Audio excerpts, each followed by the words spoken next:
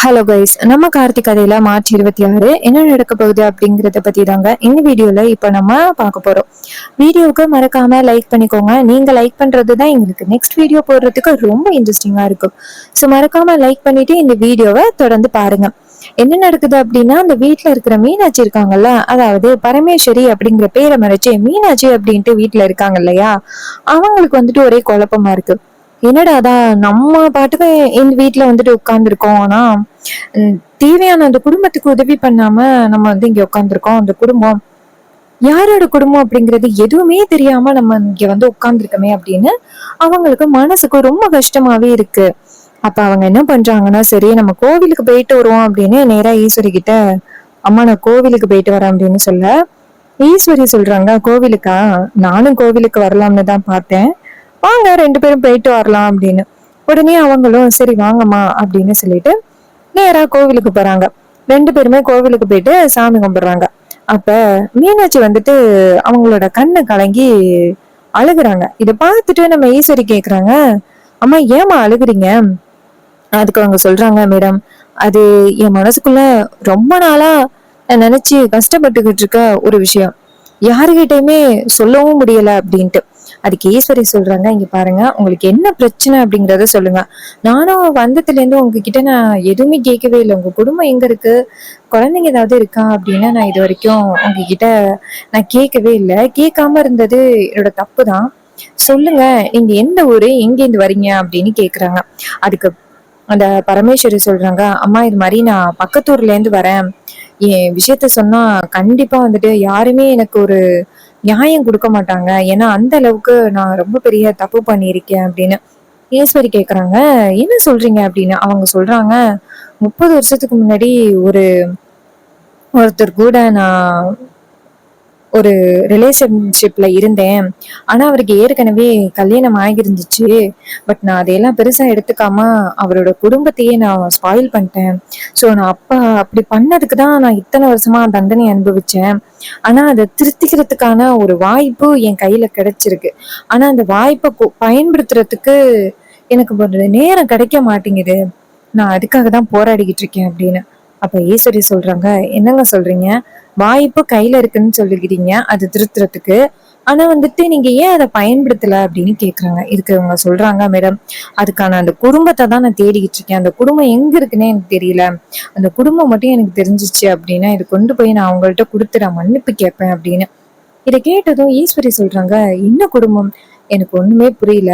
அதுக்கு பரமேஸ்வரி சொல்றாங்க, அம்மா அது 30 வருஷத்துக்கு முன்னாடி நடந்த ஒரு அநியாயமா, அதை நான் எப்படி சொல்றது அப்படின்ட்டு. அதுக்கு ஈஸ்வரி சொல்றாங்க, இங்க பாருங்க சொல்லுங்க, ஒருவேளை அந்த குடும்பம் எனக்கு தெரிஞ்சிருக்கிறதுக்கு வாய்ப்பு இருக்குல்ல. அதுக்கு பரமேஸ்வரி சொல்றாங்க, சரிங்கம்மா இது மாதிரி 30 வருஷத்துக்கு முன்னாடி ஒரு இந்த ஊர்ல ஒரு அம்மா மேல ஒரு பெரிய பழிய சொல்லிட்டாங்க. அந்த அம்மா நகையை திருடிட்டாங்க அப்படின்ட்டு பழி சொல்லிட்டாங்க. என்னால அந்த அம்மா வந்து ரொம்ப போராடி இருக்காங்க, நான் நகையை திருடல, நான் அப்படிப்பட்டவ இல்லை அப்படின்னு சொல்லிட்டு ரொம்ப போராடினாங்க. ஆனா யாருமே ஒத்துக்கவே இல்லை. அந்த அம்மா அது ஒத்துக்காததுனால நெஞ்சு பிடிச்சிட்டு கீழே விழுந்து இறந்துட்டாங்க. சோ இதுக்கு காரணம் அந்த ஊரோட தலைவரும் தலைவியும் தான் அப்படின்ட்டு எல்லாருமே பழி சொல்லிட்டாங்க. இதனால வந்து ஒரு குடும்பமே பிரிஞ்சிருக்கு அப்படின்னு சொல்றாங்க. அது எந்த குடும்பம் அப்படிங்கிறது எனக்கு தெரியல. ஆனா அந்த அம்மா வந்துட்டு இறந்ததுக்கு காரணம் அவங்க அதிர்ச்சியால ஒண்ணு இருக்கலாம், அவங்க சாப்பாட்டுல எதையோ முத நாள் கலந்துருக்காங்க, அதனாலதான் அவங்க இறந்துருக்காங்க அப்படின்னு கதையெல்லாம் சொன்னதோட ஈஸ்வரிக்கு ரொம்ப அதிர்ச்சியா இருக்கு. என்னங்க சொல்றீங்க அப்படின்னு. அதுக்கு அவங்க சொல்றாங்க, ஆமாமா அப்படின்னு. அதுக்கு ஈஸ்வரி சொல்றாங்க, இங்க பாருங்க அவங்களோட பேரு ஏதாவது ஞாபகம் இருக்கா அப்படின்ட்டு. அதுக்கு அவங்க சொல்றாங்க, இல்லம்மா அவங்க பேரு எதுவும் எனக்கு ஞாபகம் இல்ல. ஈஸ்வரி சொல்றாங்க, சரி அவங்க பேரு ஞாபகம் இல்லைனாலும் பரவாயில்ல, ஓ நீங்க சொன்னீங்கல்ல அது யாருன்னு சொல்லுங்களேன். அதுக்கு அவங்க சொல்றாங்க, அவர் பேரு வந்துட்டு சண்முகம் அப்படின்னு. இதை கேட்டதும் ரொம்ப ஷாக் ஆகுறாங்க ஈஸ்வரி. என்ன சண்முகமா அப்படின்னு ஈஸ்வரி யோசிக்கிறாங்க. கொஞ்ச நாளைக்கு முன்னாடி சண்முகம் வந்துட்டு ஒரு விஷயத்த சொல்ல போறேன் அப்படின்னு மண்டபத்துல வந்து நின்னாரு. திடீர்னு அவருக்கு வந்து ஒரு பெரிய ஆபத்தாகிருச்சு. அதுக்கப்புறம் அவர் இறந்துட்டாரு. சோ ஒருவேளை அவர் இந்த விஷயத்த பத்தி தான் சொல்ல வந்திருப்பாரு அப்படின்னு ஈஸ்வரி நேரா அந்த அம்மா கிட்ட, இங்க பாருங்க நீங்க சொல்ற விஷயத்த உண்மை அப்படின்னு நான் எப்படி நம்புறது. அதுக்கு அவங்க சொல்றாங்க, இங்க பாருங்கம்மா என்கிட்ட ஆதாரம் இருக்கு அப்படின்னு. அதுக்கு ஈஸ்வரி சொல்றாங்க, ஆதாரம் இருக்கா, ஆதாரம் எங்க வச்சிருக்கீங்க அப்படின்னு. அதுக்கு அவங்க சொல்றாங்க, அம்மா நான் ஒரு பொட்டி வச்சிருந்தேன்ல, அந்த பொட்டியில தான் அந்த ஆதாரத்தை வச்சிருக்கேன். இதை கேட்டதும் ஈஸ்வரி ஷாக் ஆகுறாங்க. என்னது, ஆதாரத்தை பொட்டியில வச்சிருக்கீங்களா, வாங்க வீட்டுக்கு போகலாம் அப்படின்னு ரெண்டு பேருமே சேர்ந்து வீட்டுக்கு கிளம்புறாங்க. அப்படின்னு ஷாக் ஆகி நேரா ரெண்டு பேருமே வீட்டுக்கு வராங்க. வீட்டுக்கு வந்துட்டு பாக்குறாங்க. அப்ப ஈஸ்வரி சொல்றாங்க, நீங்க போயிட்டு ஆதாரம் உங்ககிட்ட என்ன இருக்கோ அதை எடுத்துட்டு வாங்க அப்படின்னு. அவங்களும் சரின்ட்டு நேரா ரூமுக்கு வராங்க. அங்க போயிட்டு நேரா அவங்க ட்ரங்க் பொட்டி எடுக்கிறாங்க. அப்ப வில்லி அந்த இடத்துக்கு வராங்க. வந்துட்டு, அக்கா எனக்கா நடக்குதுங்க அப்படின்னு கேக்குறாங்க. அதுக்கு ஈஸ்வரி சொல்றாங்க, இங்க பாருடி, ஒரு முக்கியமான விஷயம், சத்த இருடி அப்படின்னு சொல்ல வில்லி கேக்குறாங்க, என்னக்கா முக்கியமான விஷயம் அப்படின்னு. அப்ப ராஜா, நம்ம ரோகிணி எல்லாருமே அந்த இடத்துக்கு வராங்க. வந்துட்டு நம்ம ரேவதி கேக்குறாங்க, என்னம்மா நீங்க பாக்குறதுக்கே ரொம்பவே பதட்டமா இருக்கீங்களே, ஏதாவது பிரச்சனையா அப்படின்னு சொல்லிட்டு கேக்குறாங்க. அதுக்கு அவங்க சொல்றாங்க, ஆமாண்டி, இது மாதிரி ஒரு முக்கியமான விஷயம், கொஞ்சம் பொறுமையா இருங்க அப்படின்னு. அப்ப அந்த மீனாட்சி நேரா அவங்க ரூமுக்குள்ள போயிட்டு ஒரு பொட்டி எடுத்துட்டு வராங்க. பொட்டி எடுத்துட்டு வந்துட்டு அந்த மேஜை மேல வைக்கிறாங்க. அதுக்கு ஈஸ்வரி சொல்றாங்க, இதுலதான் அந்த ஆதாரத்தை வச்சிருக்கீங்களா அப்படின்னு. அதுக்கு அவங்க சொல்றாங்க, ஆமா மேடம், இதுலதான் நான் வந்து அந்த ஆதாரத்தை வச்சிருக்கேன் அப்படின்னு. இதை கேட்டதும் நம்ம ஈஸ்வரி சொல்றாங்க, சரி சீக்கிரம் திறந்து எல்லாருக்கிட்டையும் காமிங்க அப்படின்னு. அவங்களும் சரி அப்படின்னு சொல்லிட்டு அதை திறந்து உள்ளார இருக்கிற ஒரு பேப்பரை எடுக்கிறாங்க. அப்ப நம்ம ஹீரோவுக்கெல்லாம் அங்க என்ன நடக்குது அப்படிங்கறது கொஞ்சம் கூட ஐடியாவே இல்ல. அப்ப வில்லி சொல்றாங்க, அக்கா ஒரு நிமிஷம் இரு, நீ பாட்டுக்கு என்னமோ சொல்லிக்கிட்டு இருக்க, எங்களுக்கு ஒண்ணுமே புரியவே இல்லைங்க, என்ன நடக்குது அப்படின்ட்டு. அதுக்கு ஈஸ்வரி சொல்றாங்க, இருடி அப்படின்னு சொல்லிட்டு அந்த பேப்பரை வாங்கி பாக்குறாங்க. அந்த பேப்பர்ல வந்துட்டு கரெக்டா அவங்க அம்மா எதனால இறந்தாங்க அப்படிங்கறதுக்கான ஆதாரம் அப்படியே இருக்கு. அதை பார்த்ததும் ஈஸ்வரிக்கு செம்ம ஷாக்கிங்கா இருக்கு. என்னடா இது அப்படின்ட்டு. அப்ப அவங்க சொல்றாங்க, பாத்தியாக்கா, என்னக்கா பாத்துக்கிட்டு இருக்கா, சொல்லுக்கா அப்படின்னு. அப்ப ஈஸ்வரி சொல்றாங்க, இங்க பாருங்க, இத்தனை வருஷத்துக்கு முன்னாடி அம்மா இதனால இறந்தாங்க அப்படின்னு தெரியாம நான் இருந்தேன். இது மாதிரி வேற ஒருத்தவங்க மேல பழி போட்டுக்கிட்டு இருந்தேன். இப்போ அம்மா எதனால இறந்தாங்க அப்படிங்கறதுக்கான ஆதாரம் என் கையில கிடைச்சிருச்சு அப்படின்னு. இதை கேட்டதும் வில்லி சொல்றாங்க, அக்கா ஒண்ணுமே புரியல, தலையும் புரியாம வாழும் புரியாம சொல்லிக்கிட்டு இருக்கே அப்படின்னு. அப்ப பரமேஸ்வரி சொல்றாங்க, மேடம், அப்ப நீங்க தான் இத்தனை வருஷமா நான் தேடிக்கிட்டு இருந்த குடும்பமா, உங்ககிட்டதான் இந்த ஆதரத்தை கொடுக்கணும் அப்படின்னா நான் இத்தனை வருஷமா காத்துக்கிட்டு இருந்தேனா அப்படின்னு. அதுக்கு அவங்க சொல்றாங்க, ஆமா, நான் தான் அந்த குடும்பம், எங்க அம்மா தான் வந்துட்டு சிவகாமி அப்படின்னு. இதை கேட்டதும் அவங்களுக்கு ரொம்ப அதிர்ச்சியா இருக்கு.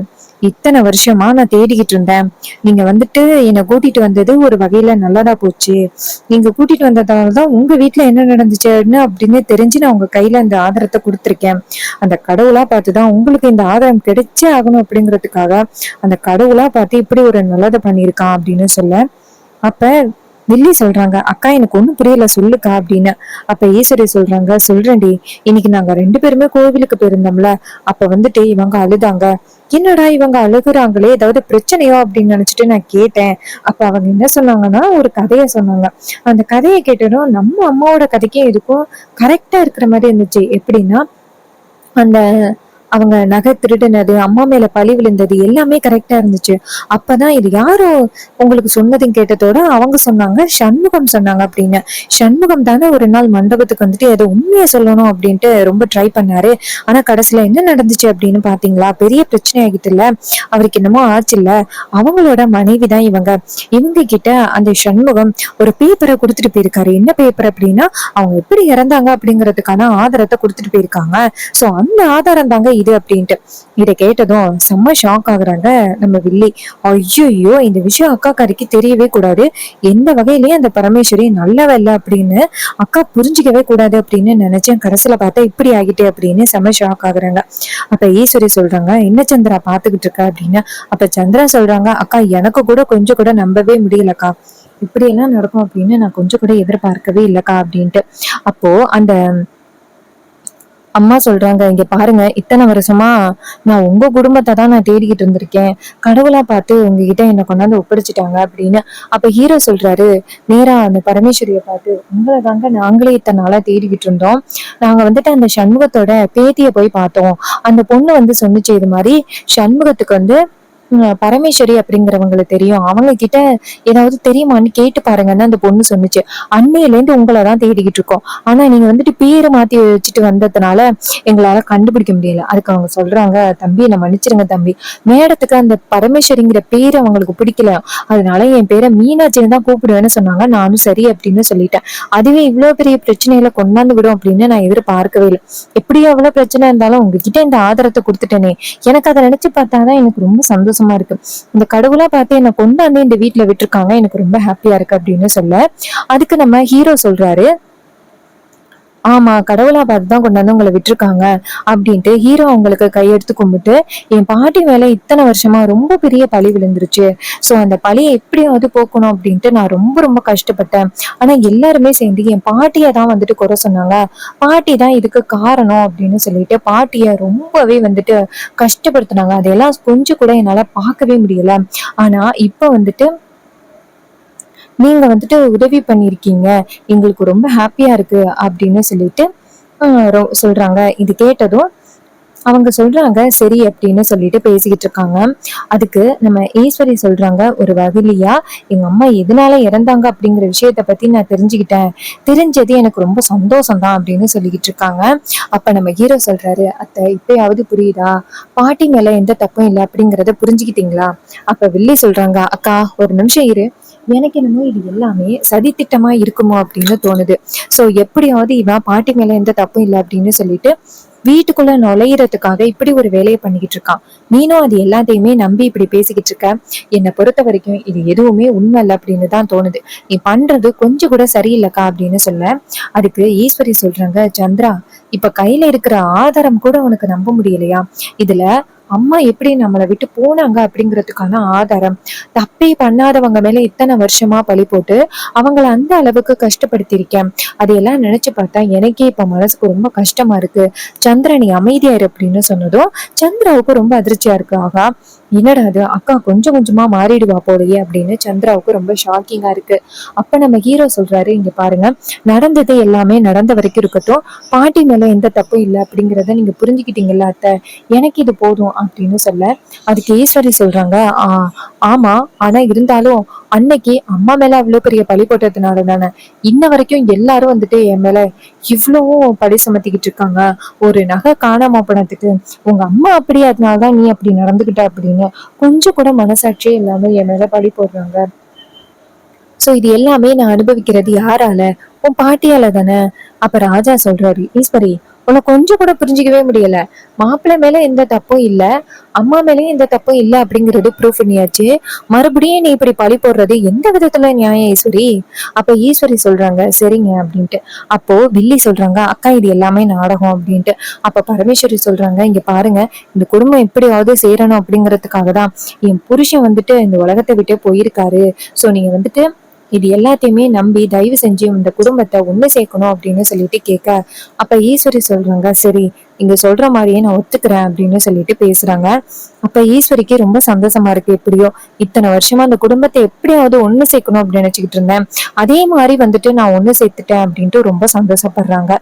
ஸோ இந்த கதை உங்களுக்கு பிடிச்சிருக்கா? இந்த கதை பிடிச்சிருந்துச்சுன்னா இந்த வீடியோவுக்கு மறக்காம லைக் பண்ணிக்கோங்க. நீங்க லைக் பண்றது தான் எங்களுக்கு அடுத்த வீடியோ போடுறதுக்கு ரொம்ப ரொம்ப இன்ட்ரெஸ்டிங்கா இருக்கும். ஸோ மறக்காம லைக் பண்ணிட்டு இந்த வீடியோவை திறந்து பாருங்க. நம்ம கிட்ட ஹேர் கிளிப்ஸ் அண்ட் அக்சசரிஸ் வந்துட்டு அவைலபிளா இருக்கு. உங்களுக்கு ஹேர் கிளிப்ஸ் அண்ட் அக்சசரிஸ் வேணும் அப்படின்னா கமெண்ட்ல ஹாய் அப்படின்னு மெசேஜ் பண்ணுங்க. உங்களுக்கு வந்துட்டு இந்த ஹேர் கிளிப்ஸ் எப்படி பை பண்றது அப்படிங்கறத பத்தி சொல்றேன். அது மட்டும் இல்லாம வீட்லயே இருந்து பிசினஸ் பண்றீங்க அப்படின்னா 499க்கு சூப்பரான ஒரு காம்போ ஆஃபர் இருக்கு. இந்த காம்போ ஆஃபர்ல வந்துட்டு ஃப்ரீ ஷிப்பிங்கோட பண்ணி கொடுக்குறோம். வேணும் அப்படின்னா சீக்கிரம் ஆர்டர் பிளேஸ் பண்ணுங்க. தேங்க்யூ ஃபார் வாட்சிங். நெக்ஸ்ட் வீடியோல பார்ப்போம்.